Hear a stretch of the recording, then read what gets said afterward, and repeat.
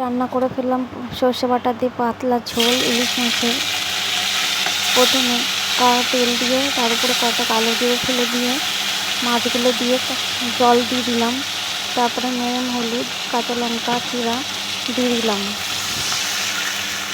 দিয়ে একটু ঢাকা দিয়ে তারপরে সর্ষে দিয়ে দিলাম। সানরাইজের সর্ষের গুঁড়ো দিয়েছি আমি। তারপরে নামানোর আগে একটু কাঁচা তেল দিয়ে পাতলা ঝোল করে নামিয়ে নিলাম। যত রকমই খাই না কেন এটা বেশ ভালোই লাগে।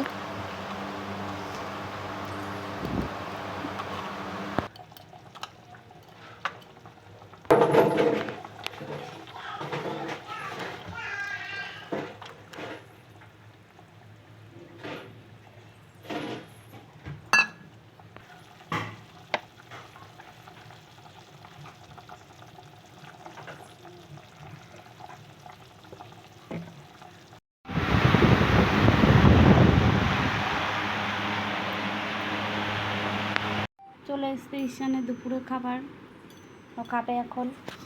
বাবা কে নাও, আয় কে নাও, চলো।